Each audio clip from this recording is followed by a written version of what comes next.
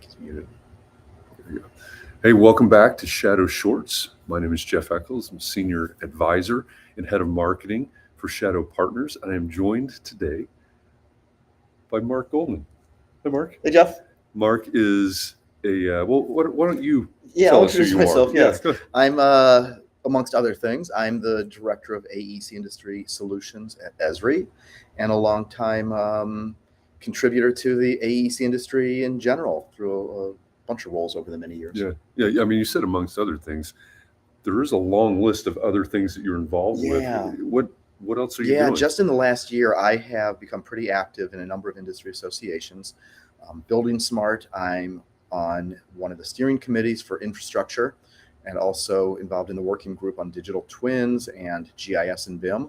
I'm a co-chair of a digital twin BIM committee through National Institute of Building Sciences.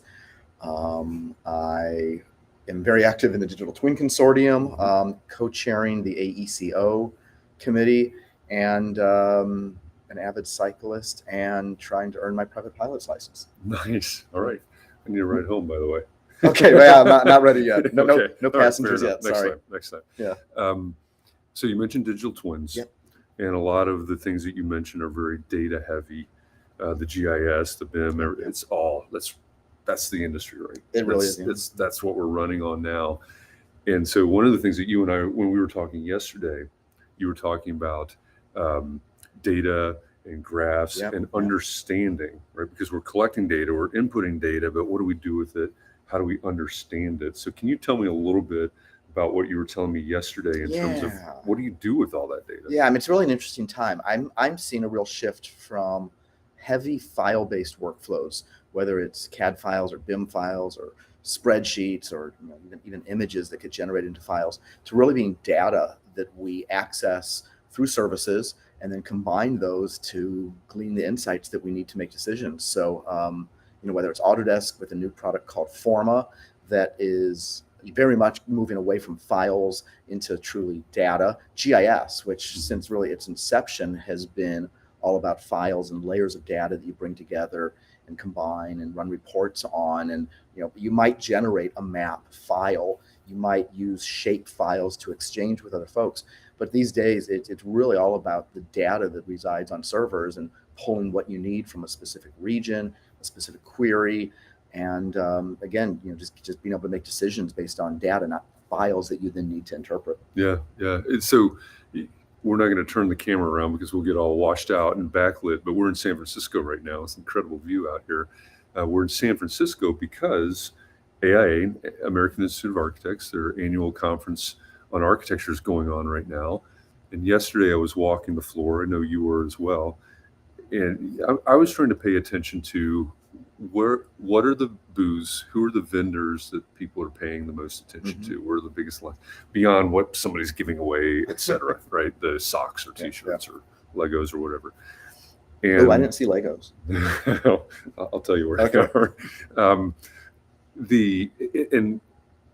I think predictably there are a lot of people at the booths that claim something to do with AI, generative design, like you said, BIM or GIS or anything like that. That's the world that we're in. That's the world where practice is happening right now. The deliverables are coming out of that. But when you're talking about what do you do with that data, to me, when we're talking about innovation in the built environment, that has to be part of the next steps. Yeah. Because for a long time we've collected that data, and if we're honest about it, and some of the Shadow Ventures portfolio companies, of course they're based on data, but they're also, how do we use this data? Project management tools, which is not what you're talking about, or it's not your realm, but project management tools. Hey, we collect all this data, but we don't ever do anything with it. We put it in a spreadsheet and it goes there to die. And then we do our next project and we don't refer to it because it's just some static file typically, or data that is not consumable, or we don't know how to consume it for the next project to learn from it. And I think that we're at a tipping point where the massive amounts of information that we have collected over the years is becoming this repository that we tap into through AI, through large learning models, through things like knowledge graphs that we talked about yesterday, connecting data sets that historically didn't have a common key or a common field that you could connect them. but you explicitly define relationships between data sets that help you understand things that you know are related, but you didn't know how to connect them previously. Right. I think that's happening. A couple of the booths that I stopped by, just to echo what you said, they are moving from files to data. They're using their data sources to help make better decisions in the next project. A construction company might have decades of schedules Right. that they've created over the years for projects. They know whether or not those projects were delivered successfully through a number of metrics, but they start over with just the same template. They don't necessarily pull from Right. that data to make better decisions on the next project. Right. That's I think something of the past. I think that we're going to finally figure out these treasure chests of data that we've been storing on hard drives are now available to be tapped into, a la ChatGPT and more customized solutions. Yep. Different open AIs and such. Yep. Yeah, I agree. And again, just looking around yesterday, there are plenty of people looking at different products, manufacturers, et cetera, which makes complete sense because of where we are and who's here. Yeah. But we're talking about innovation in the built environment, which is what you care about. It's what we at Shadow care about. I think you're exactly right.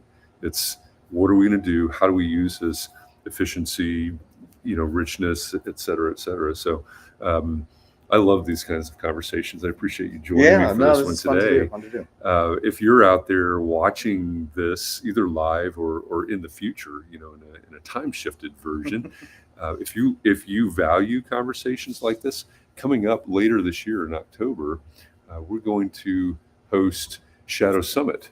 And I just popped the URL up on the bottom left of your screen right now, shadowsummit.com. One thing that really sets Shadow Summit apart is it's designed to be intimate, 200, 250 people, probably max. And the conversations are not surface level conversations. They're conversations like these that go even deeper into what do we do with this?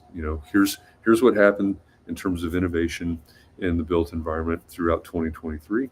Here's what's coming, what you need to plan for, what you need to budget for in 2024. Those are the conversations that are going to happen at Shadow Summit in Atlanta, October 25th and 26th. So if you want to know more about that, we're actively updating the website now with schedules and room blocks and all of those good logistical things. So go to shadowsummit.com. And I'll be back Monday. Today's Friday, right? I'll be back Monday for another Shadow Short. Marc, thanks a lot. My pleasure. It's been really a lot fun of fun talking to you. Yeah, absolutely. And this is, we may sit up here for a while. Yeah. Grab a cup of coffee or something. We might. Or something. Yeah.